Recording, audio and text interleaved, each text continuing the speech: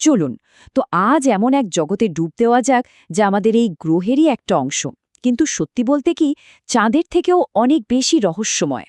আমরা চলেছি গভীর সমুদ্রের সেই অচেনা আর অদ্ভুত জগতে, যেখানে টিকে থাকার নিয়মকানুনগুলো একদমই অন্যরকম। আমরা ঠিক কতটা গভীরে যাচ্ছি সেটা বোঝানোর জন্য একটা তুলনা করা যাক।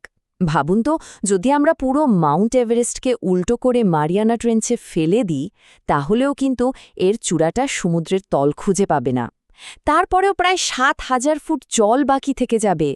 মানে এটা এক অবিশ্বাস্য গভীরতা। আর এই ভয়ঙ্কর গভীরতায় জলের চাপ আমাদের ওপরে সমুদ্রপৃষ্ঠের তুলনায় প্রায় ১,০০০ গুণ বেশি। এই চাপ এতটাই মারাত্মক যে এটা প্রায় যে কোনো কিছুকে মুহূর্তে পিষে ফেলতে পারে, যদি না সেই প্রাণীটা বিশেষভাবে এই পরিবেশের জন্যই তৈরি হয়ে থাকে। তাহলে চলুন এই পিষে ফেলার মতো অন্ধকারের আরও গভীরে যাওয়া যাক আর দেখি সেখানকার পরিবেশটা ঠিক কতটা কঠিন। এখানে জীবন ধারণ করা যে কি কঠিন একবার ভাবুন।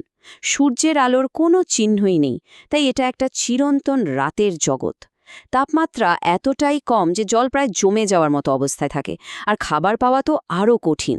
আর এই সব কিছুর উপরে রয়েছে সেই ভয়ঙ্কর চাপ। সত্যি বলতে এই পরিবেশে যে প্রাণের অস্তিত্ব আছে, এটাই একটা বিরাট বিস্ময়। আর এখন আমরা এমন কিছু প্রাণীর সাথে পরিচিত হব যারা এই নিক্ষস কালো অন্ধকারে শিকার করে বেঁচে থাকে। চলুন দেখি কিভাবে তারা এই প্রতিকূল পরিবেশকে নিজেদের সুবিধার জন্য কাজে লাগায়। এইখানকার প্রাণীদের সবচেয়ে বড় সুপার পাওয়ার কি জানেন? সেটা হলো বায়োলুমিনেসেন্স, মানে নিজেদের আলো নিজেরাই তৈরি করার ক্ষমতা। এই আলোটা তাদের জন্য কখনো টর্চ লাইট, কখনো শিকার ধরার টোপ, আবার কখনো নিজেদের মধ্যে যোগাযোগের মাধ্যম হিসেবে কাজ করে।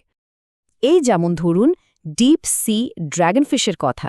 এর শরীরটা অনেকটা বাইন মাছের মতো, আর চোয়ালে নিচ থেকে ঝুলে থাকে একটা আলোর টোপ। অন্য ছোট মাছেরা যখনই আলো দেখে সহজ খাবার ভেবে কাছে আসে, ঠিক তখনই তারা নিজেরাই ড্র্যাগনফিশের খাবারে পরিণত হয়। আর এবার যার কথা বলবো সে তো গভীর সমুদ্রের সবচেয়ে বিখ্যাত প্রাণী, অ্যাংলারফিশ। কিন্তু এখানে সবচেয়ে অবাক করার মতো বিষয় হল পুরুষ আর স্ত্রী মাছের আকারের পার্থক্যটা।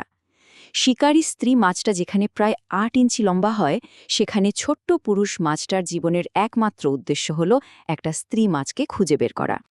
তাদের মিলনের পদ্ধতিটা আরও অদ্ভুত। পুরুষ মাছটা একটা স্ত্রী মাছ খুঁজে পেলে সোজা তার শরীরে কামড়ে ধরে নিজেকে একেবারে জুড়ে দেয়। এরপর ধীরে ধীরে তার নিজের পাখনা, চোখ, দাঁত সব হারিয়ে যায়, আর সে স্ত্রী মাছের শরীরের একটা অংশ হয়ে ওঠে, যার একমাত্র কাজ হল শুক্রাণু সরবরাহ করা। ভাবা যায়? এতক্ষণ তো দেখলাম আলোর টোপ দিয়ে শিকার করার কৌশল, কিন্তু এমনও শিকারী আছে যারা সরাসরি আক্রমণ করে। যেমন এই উদ্ধৃতিটা শুনলেই গবলিন শার্কের একটা ভয়ঙ্কর ছবি মাথায় চলে আসে। একে জীবন্ত দুঃস্বপ্ন ছাড়া আর কিছুই বলা যায় না। এর অদ্ভুত গোলাপি ত্বক, তলোয়ারের মতো লম্বা নাক, আর শিকার ধরার সময় গুলতির মতো ছিটকে বেরিয়ে আসা চোয়াল, সব মিলিয়ে মনে হয় যেন অন্য কোনো গ্রহের প্রাণী। এটা গভীর জলের এক সত্যিকারের আতঙ্ক।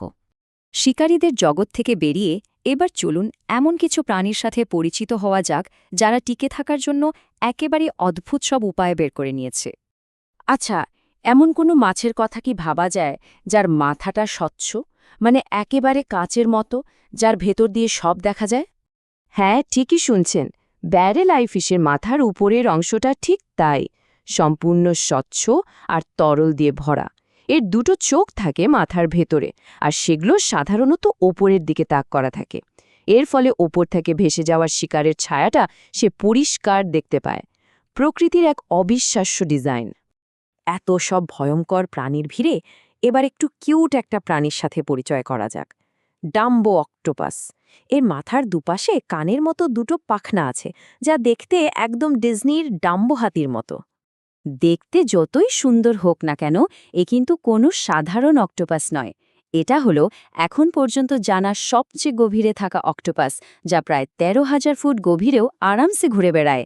এর কার্টুনের মতো চেহারার সাথে ওর কঠিন পরিবেশের কোনো মিলই নেই। এবার যার সাথে পরিচয় হবে সে হল সমুদ্রের এক অদ্ভুত পরিষ্কারতাকর্মী, জম্বি ওয়ার্ম। এই পোকাগুলোর প্রধান খাবার হল সমুদ্রের নিচে পড়ে থাকা মরা তিমির হাড়।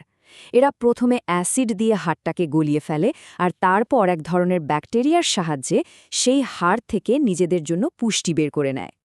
এত সব কিছু দেখে একটা জিনিস কিন্তু পরিষ্কার, জীবন আসলে যে কোনো পরিস্থিতিতে নিজের পথটা ঠিকই খুঁজে বের করে নেয়।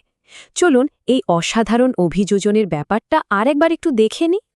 ওই যে বায়োলুমিনেসেন্স বা আলো তৈরির ক্ষমতার কথা বলেছিলাম, তার আরও একটা দারুণ ব্যবহার আছে।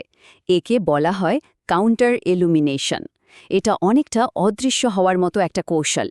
কিছু প্রাণী তাদের শরীরের নিচের দিকে ঠিক ততটাই আলো জ্বালায় যতটাও ওপর থেকে আসে, ফলে নিচের কোনো শিকারী ওপরের দিকে তাকালে তাদের আর দেখতেই পায় না। আর এই কাজে ওস্তাদ হল ডিপ সি হ্যাচেট ফিশ। এর রূপালি পাতলা শরীরটা দেখতে অনেকটা কুরুলের মতো, আর নিজের শরীরের আলো নিয়ন্ত্রণের এই অসাধারণ ক্ষমতা দিয়ে সে শিকারীদের চোখ থেকে প্রায় পুরোপুরি গায়েব হয়ে যেতে পারে। তাহলে আমরা কি দেখলাম? দেখলাম যে এই ভয়ঙ্কর পরিবেশটাই আসলে জন্ম দিয়েছে কিছু অসাধারণ জিনিসের। নিকোষ কালো অন্ধকার শিখিয়েছে নিজেদের আলো তৈরি করতে, প্রচণ্ড চাপ জন্ম দিয়েছে অদ্ভুত শক্তিশালী শরীরের, আর খাবারের অভাব শিখিয়েছে টিকে থাকার নতুন নতুন কৌশল। জীবন আসলেই যে কোনো পরিস্থিতিতে মানিয়ে নিতে পারে। কিন্তু সবচেয়ে অবাক করা বিষয় কি জানেন? এত কিছুর পরেও আমাদের এই গ্রহের সমুদ্রে প্রায় ৯৫% এখনও আমাদের কাছে পুরোপুরি অজানা, অনাবিষ্কৃত। এই কথাটা আমাদের একটা গভীর প্রশ্নের সামনে দাঁড় করিয়ে দেয়, তাই না? যে এই অন্তহীন অন্ধকারের গভীরে আর কি লুকিয়ে আছে যা আমরা এখনও কল্পনাও করতে পারি না।